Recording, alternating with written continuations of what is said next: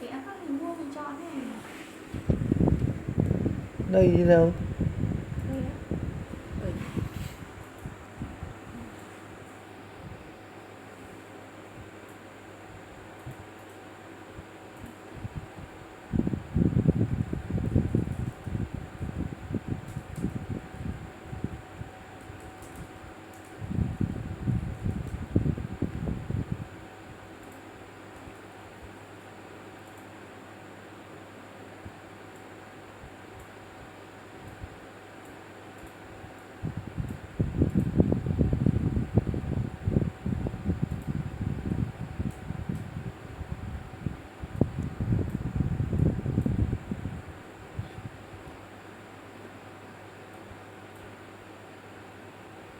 Đâu rồi?